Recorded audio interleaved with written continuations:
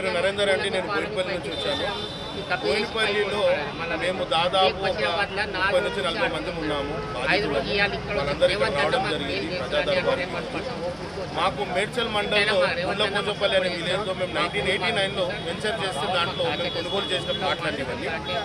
దాదాపు ఒక 366 మంది మేము ప్లాట్లు కొనుగోలు ఉన్నాం బాధితులు.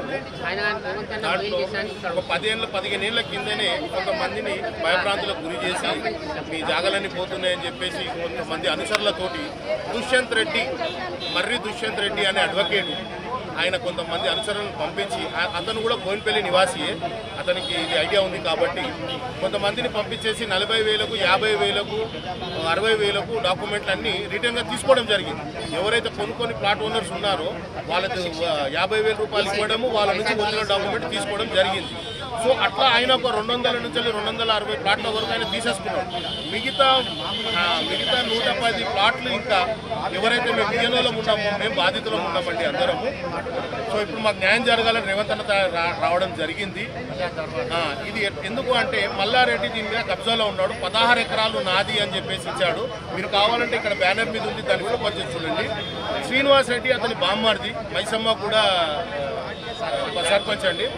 సో ఆయన ద్వారా ఇవన్నీ భూ అక్రమాలు భూ కబ్జాలు చేపిస్తూ ఉంటాడు అతను ఎక్కడున్నా కూడా. సో రెండోది ఏంటంటే మహేందర్ రెడ్డి మల్లారెడ్డి వాళ్ళ అబ్బాయి, అతని పేరు మీద 16 ఎకరాలు మల్లారెడ్డి ట్రస్ట్ కింద రాయడం జరిగింది. అది కాపీ కూడా ఉన్నది, రిజిస్ట్రేషన్ డాక్యుమెంట్. సో అది 2017 లేటెస్ట్ డాక్యుమెంట్ అండి. మరి ఇది ఏ విధంగా ఈ గవర్నమెంట్ను వాళ్ళు ఉంచుకొని ఈ రాజకీయాన్ని వాళ్ళు ఈ విధంగా వాడుతున్నారో రేవంత్ అన్న చెప్పాలి బుద్ధి గట్టిగా. ఎందుకంటే మేము 89, 90లో మేము కొన్ని డాక్యుమెంట్ రిజిస్ట్రేషన్ చేసుకున్నాయి మావి, with sale deed EC copies మావి. సో మధ్యలో ఈ 2017, 18లో వాళ్ళు డాక్యుమెంట్ తీసి 16 ఎకరాలు నాది 10 ఎకరాలు నాది అని చెప్పేసి కాంపౌండ్ పెట్టుకొని మమ్మల్ని బెదిరించి కొంతమందిని అక్కడ పిలిపించి పబ్లిక్ని పెట్టుకొని ఒక 50 మందిని మెయింటైన్ చేసి మమ్మల్ని రానియకుండా మా మీద దాడులు చేస్తూ ఎన్నో విధాలుగా మమ్మల్ని చాలా ఇబ్బందులు పెడుతున్నాడు మల్లారెడ్డి. సో ఇవన్నీ ఇబ్బందులు పెడుతున్నందుకు మేము పోలీస్ స్టేషన్కి వెళ్ళాము. సార్ పేట్ బషీర్బాద్ పోలీస్ స్టేషన్కి వెళ్ళి సార్ మరి ఇట్లా ఉన్నది అని చెప్తే వాళ్ళు కూడా ఏనాడు మమ్మల్ని పట్టించుకున్న పుణ్యాన పోలేదు. అవును భయ మీరు ఎందుకు పోతున్నారు, చూస్తాంలే వస్తాంలే చేస్తాంలే అన్న మాట్లాడారు. సో మేము వాళ్ళని కూడా నమ్మకుండా మేము ఎన్ని కంప్లైంట్ ఇచ్చినా వాళ్ళు యాక్సెప్ట్ చేయకపోతే మేము కూడా ఊరుకున్నాము. మా జాగా మీద మేము పోయేసి ఉండడం వల్ల మొన్న వాళ్ళు కట్టుకున్న కాంపౌండ్ వాళ్ళు మేమందరం కలిసిపోయి విరగొడితే ఇమ్మీడియట్గా కాల్ చేసి చెప్తే ఒక 10 నిమిషాల్లో కంప్లైంట్ వచ్చింది అని చెప్పేసి కాల్ వచ్చిందని చెప్పి పోలీసులు 2 వ్యాన్లు వేసుకొని వచ్చి మమ్మల్ని అందరూ పిఎస్కి తీసుకెళ్ళి సరే అని మేము అందరం అక్కడికి వెళ్ళాం. మాకేదో న్యాయం జరుగుతుందంటే కాలేదు, మీ ఒరిజినల్ డాక్యుమెంట్ తీసుకొని రండి, వాళ్ళు కూడా వస్తున్నారు అని చెప్పారు. ఎవరు వస్తున్నారు సార్, ఎవరు ఇచ్చారు కంప్లైంట్ అంటే మల్లారెడ్డి వాళ్ళ మర్దలి కొడుకు ప్రవీణ్ రెడ్డి అతను వస్తున్నాడు, అతనే కంప్లైంట్ చేసిండు, ఆయన ఒరిజినల్ డాక్యుమెంట్ తెస్తున్నాడు, మీరు మీ ఒరిజినల్ డాక్యుమెంట్ తెండి రేపు మార్నింగ్ 10 కల్లా వస్తే ఎవరితుందో నేను చూసి నేను న్యాయం చేసి సెటిల్మెంట్ చేస్తాను అన్నాడు. ఎవరు అక్కడ ఉన్న సిఐ ప్రశాంత్, ప్రవీణ్ కుమార్ ఎస్ఐ వీళ్ళిద్దరు కలిసి మేము సెటిల్మెంట్ చేస్తాము, మీరు రండి డాక్యుమెంట్ తీసుకోవాలంటే మేము అందరం డాక్యుమెంట్ తీసుకొని వెళ్ళడం జరిగింది. అక్కడికి వెళ్ళిన తర్వాత మా ఒరిజినల్ డాక్యుమెంట్ అన్ని చూసుకొని అందరి పేర్లు రాసుకున్నాడు ఎస్ఐ ప్రశాంత్, పేట్ బషీర్బాద్ పిఎస్. సో అందరి రాసుకున్నాడు. మరి అక్కడ సెటిల్మెంట్ అయితే ఏం జరగలేదు, ఎవరు రాలేదు. ప్రవీణ్ రెడ్డి అంటే ఎవరో తెలియదు, మాకు తెలుసు ప్రవీణ్ రెడ్డి ఎవరు, మరి పోలీసులకు తెలియదు ప్రవీణ్ రెడ్డి ఎవరు. ప్రవీణ్ రెడ్డి బదులు శ్రీనివాస్ రెడ్డి వచ్చిండు, ఆయన మాట్లాడతాడంట, మీరు వెళ్ళి మాట్లాడుకోండి అని చెప్పి వాళ్ళు ఈజీగా మమ్మల్ని కొట్టి పడేసారు. శ్రీనివాస్ రెడ్డి ఎవరండి, మల్లారెడ్డి బాంబార్ది. ఆయనకి వెళ్ళి అడిగితే ఆయన ఏమంటాడు, అయ్యా నేను ఎందుకు వచ్చినా, నేను దానికోసం ఏం రాలేదు, నాకేం సంబంధం లేదంటే అప్పుడు పదవి ఉన్నప్పుడు అహంకారంతో మాట్లాడిన మాటలు వేరే ఉండే, ఇప్పుడు మల్లారెడ్డికి పదవి పోయింది, అలా గవర్నమెంట్ పోయింది కాబట్టి ఇప్పుడు మాటలు వేరే విధంగా వస్తున్నాయి. లేదండి అని భయపడకుండా మాట్లాడుతున్నారు. కానీ ఇది ఎంత మటుకు కరెక్ట్ రేవంత్ అన్ననే తెలుస్తాడు వాళ్ళ సంగతి. వాళ్ళ ఒరిజినల్ డాక్యుమెంట్ చూడమను, మా ఒరిజినల్ డాక్యుమెంట్ చూడమను, అది చాలా ఫేక్ డాక్యుమెంట్. ఇట్లా మా ఒక్కలే కాదు ఇంకా ఎంతమంది చేసిండో కూడా దయచేసి ఈ గవర్నమెంట్ చూసుకోవాలని చెప్తున్నారు. ఫ్లాట్ మా మమ్మీ నా పెళ్లి గురించి కొన్నది కానీ ఇప్పటివరకు మాకు ఉండటానికి లేదు. మా అమ్మ పోయింది, మేము చాలా బాధలు ఉన్నాం. మా ప్లాట్లు మాకు ఇవ్వండి, లేకపోతే మీరు ఒక్కసారి ప్లాట్ దగ్గరన్నా రండి. మేము ఎవరైనా పోతే మమ్మల్ని కొడుతున్నారు వాళ్ళు. ఇది ఏంది, మేము డబ్బులు పెట్టి మేము కొన్నాక మా ప్లాట్ దగ్గర మాకు కట్టుకోవటానికి లేదు, ఉండటానికి లేదు, పోయి చూడటానికి కూడా లేదు. ఎప్పుడు పోయినా ఒకళ్ళు వచ్చేస్తున్నారు, బండలు పెడితే తీసేస్తున్నారు, జెండా పెడితే తీసేస్తున్నారు. ఏంది సార్ ఇది? ఒకసారి మీరు రండి, మీరు వచ్చి చూడండి, మా ప్లాట్ మీద వచ్చి చూడండి, మాకు ఎంత దూరంగా చేస్తున్నారు వాళ్ళు. ప్రేమ్ సాగర్ దొంగతోటి పెట్టి మాకు ఎంబడి పడుతున్నాడు సార్. మా మమ్మీ కూడా కొన్న అమ్మాయి కూడా వెళ్ళిపోయింది. ఇప్పుడు నా పెళ్ళికి మా అత్తగారు వాళ్ళు అడుగుతున్నారు, నాకు రాసి ఇచ్చినారు. మళ్ళీ ఏం సంగతి, మీరు ఒక్కసారి రండి sir please. Ompuguda Bangkok colony Kapra ఇల్లు కొన్నాడండి మా ఆయన. ఇప్పటి వరకు మా పిల్లలే సగం ఏజ్ అయిపోయింది కానీ మేము కట్టుకోవడానికి వీల్లేదు, పోవడానికి వీల్లేదు. మధ్య నుంచే అతను ప్రేమ్ సాగర్ మా మీద దౌర్జన్యం చాలా చేస్తున్నాడు. కట్టినవన్నీ పీకేస్తున్నారు, కూలగొట్టేస్తున్నారు. మేమేం చేయలేకపోతున్నాము. పోయి భయపడగా అక్కడికి వెళ్ళడానికి కూడా భయపడుతున్నాము. మా పైసలు డబ్బులు పెట్టిన ఫ్లాట్ మా పిల్లలకు మేము ఇచ్చుకోకూడదండి.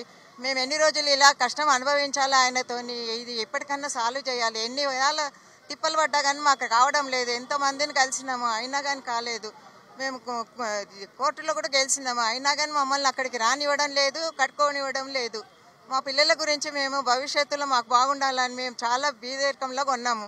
ఇప్పుడు మా పిల్లలు సుఖపడాలని చూస్తే ఏమీ రానివ్వడం లేదు. ఏం చేయాలి సార్ మీరు? దయచేసి మీరు ఇదేమన్నా సాల్వ్ చేసి మా జాగాలు మాకు ఇప్పిస్తే చాలండి.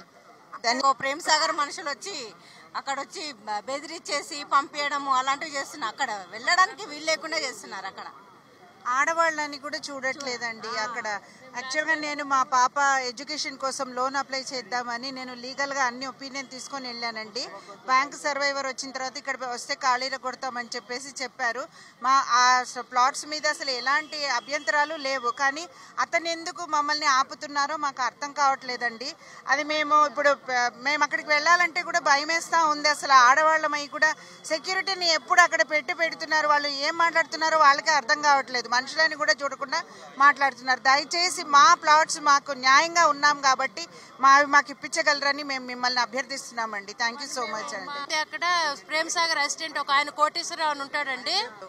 ఆయన వీళ్ళు సెక్యూరిటీ వాళ్ళని ఏం చేస్తున్నారో మీరు నిలబడి వీళ్ళు వాగుతుంటే వచ్చి అందరిని ఎందుకు రానిచ్చిండ్రు అని పిల్లల మీదకి ఎగదోస్తున్నాడు కొట్టమని. ఇంక మేము భయపడి వచ్చేసినాం అక్కడి నుంచి. నైట్ అయిపోయింది, ఇంకొద్దులే ఇక్కడ గొడవ ఎందుకని. అక్కడ ఉన్న సెక్యూరిటీ వాళ్ళు కూడా బెదిరిస్తున్నారు. వాళ్ళు కూడా మాట్లాడలేకుండా చేస్తున్నారు. వాళ్ళు 10 మంది 20 మంది ఉంటే మేము 3-4 వెళ్ళి ఏం చేస్తామండి? అక్కడ సడన్గా చూడడానికి వెళ్తే మా హస్బెండ్ చనిపోయారు. తిరిగి మేము 25-30 సంవత్సరాలు అయిందండి అక్కడ ప్లాట్ కొనుక్కుని. మొన్న రీసెంట్గా 3 మంత్స్ అయింది. మా వారు చనిపోయినా నేను తిరగాల్సి వస్తుంది ఇప్పుడు ఇట్లనే పెట్టుకొని. మాకు వేరే ఇల్లు ఆస్తులు గట్రా ఏం లేవు. ఇదే ఎంతో కష్టపడి కొనుక్కున్నాం, రూపాయి జోడించుకొని. సరే అక్కడ సర్వే నెంబర్ 639/1, 643/1, 644/1, 647/1, 648 అండ్ 654 సర్వే నెంబర్లో 62.39 ఎకర్స్ ఉందండి టోటల్ ఎక్స్టెన్షన్ ల్యాండ్. దాంట్లో 1971లో లేఅవుట్ అయింది. మేము 82 నుంచి కొనుక్కున్నాము. దానిలో అన్ని 300 గజాల ప్లాట్లేనండి. కొనుక్కుంటే 2003లో ఎమ్మెల్సీ ప్రేమసాగర్ గారు వచ్చేప్పుడు ఎమ్మెల్సీ ఆయన మా ప్లాట్ ఓనర్స్ దగ్గర నుంచి రీసేల్లో 150 ప్లాట్లు కొనుక్కున్నాడు. అది కూడా 2003లో ఎంఆర్ఓ దొంగ డాక్యుమెంట్లు పుట్టించి ఎంఆర్ఓ దగ్గర దాన్ని 21 ఎకరం కబ్జా పెట్టాలని చూశారు. అది కాని పక్షంలో మళ్ళీ మేము ఆర్డీఓ గారి దగ్గరికి వెళ్ళాము. అక్కడ అంతా గెలిచి వచ్చిన తర్వాత అది కాని పక్షంలో ఆయన ఏం చేశాడంటే మా మెంబర్స్ని భయభ్రాంతులు చేసి 150 మంది గుండాలను పెట్టేప్పుడు అక్కడ ప్లాట్ చుట్టూతా పెట్టి 150 మంది గుండాలని వచ్చిన ప్లాట్ ఓనర్స్ని బెదిరించి వాళ్ళ దగ్గర నుంచి 150 ప్లాట్లు కొనుక్కున్నాడు. ఆయన కొనుక్కొని ఇప్పుడు ప్రస్తుతం ఏమంటారంటే మొత్తం నాకే అమ్మాలి, మీరు లేకపోతే మీరు ప్లాట్లు రాలేరు, మీరు కట్టుకోలేరు. దీనిలో మేము కోర్టుకి వెళ్ళాము. కోర్టు నుంచి కూడా మాకు ఆర్డర్స్ ఉన్నాయి, అన్నీ ఉన్నాయి. పోలీసుల దగ్గరికి వెళ్ళాము. పోలీసులు ఏమంటారంటే ల్యాండ్ మీదే, కానీ మేమేం చేయలేము, పని నుంచి మాకు ఆర్డర్స్ అట్లా ఉన్నాయి కాబట్టి మేమేం చేయలేము మీకు, కాబట్టి మీరు కోర్టు నుంచి ఆర్డర్ తెచ్చుకోండి అంటారు. వాళ్ళు ఆర్డర్ తెచ్చుకున్న తర్వాత ఏమన్నా ఆగండి అంటారు, కానీ మమ్మల్ని సైట్లో బానియట్లేదు. ఎంతసేపు ఉన్నా వాళ్ళకే సపోర్ట్ చేస్తున్నారు. మేము దాంట్లో ఇల్లు కట్టుకున్నాము, రూములు ఉన్నాయి, ఇల్లు కట్టుకున్నాము, అన్నీ ఉన్నాయి. మా ఇల్లు అన్నిటి పడగొడుతున్నారు, కట్టుకున్నట్టు పడగొడుతున్నారు. వాళ్ళు గుండాలను పెట్టారు. ఇప్పుడు కూడా దగ్గర 10-15 మంది గుండాలు ఉన్నారు. వెళ్తే మా లేడీస్ని కానీ ఇదాన్ని చూడకుండా అందరినీ భయభ్రాంతులకు గురి చేస్తున్నారు. కాబట్టి మేము ముఖ్యమంత్రి గారు రిక్వెస్ట్ చేసేది ఒకటే, మాకు ఆయన నుంచి న్యాయం చేయండి, మా ప్లాట్లు మాకు వచ్చేటట్టు చూడండి.